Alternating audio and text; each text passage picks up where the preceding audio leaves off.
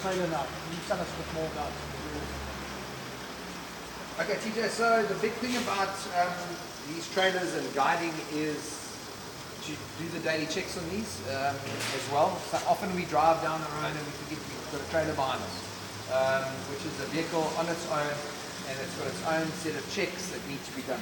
So the wheel bearing is something which can be checked by guides and drivers by just at every toilet stop or every scenic stop that we make. When we're doing our little 360-degree walk around to make sure that everything's good, is to feel the temperature of the hub. By just using the back of your hand against the hubcap, you'll be able to detect the heat. The hotter it is, the worse it is. So if it's hot to the touch, then there's a problem. It should just be warm. It should be warm to hot to kind of, yeah, I wouldn't say excessively hot. So if it is excessively hot, then there's a problem and it needs attention, needs to be addressed straight away. The other thing to look out for is the free play. So by just simply shaking the trailer, you'll be able to feel if there's any free play.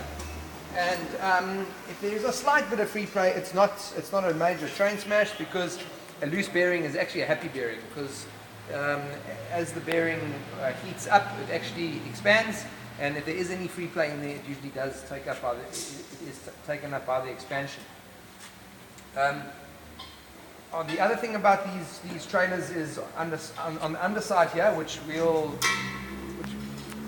so on the underside here, there's the leaf spring, which attaches to the chassis by a bush and a pin, which is usually a nut and a bolt, and then it attaches to the axle by 4 bolts, which we refer to as U-bolts, and a center bolt.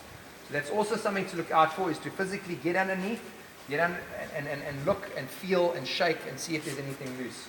Most things on a trailer can be detected just by visually looking.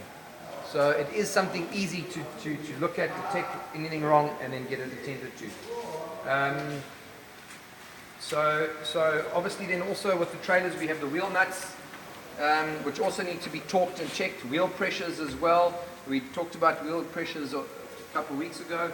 So equally important compared to the vehicle are trailer tire pressures.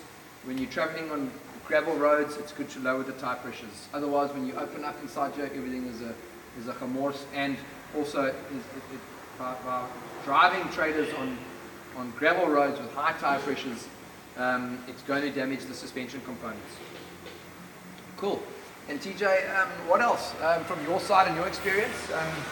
Do you want to tell us? From my side, the lid is very important. Always putting the stay here. So because if this is fully loaded, or even without fully loaded, it's very heavy. Put your finger here, it will take off all your fingers. So please make sure this is secured to the hole here. Your dog slip out. Okay? Cool. And in the back, always when you walk past the trailer, just feel if the spare wheel is on, feel the traction. Also make sure that you've got it locked by a lock.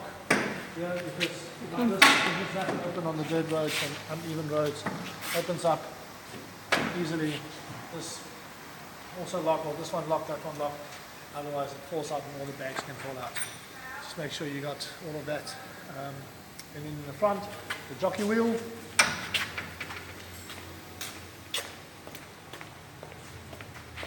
Make sure the jockey wheel is up and tight, or rather take it all off and put it inside here.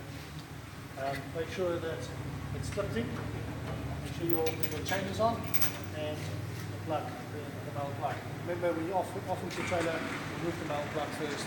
Otherwise, you might not get pull up the lines. Cool. And also good every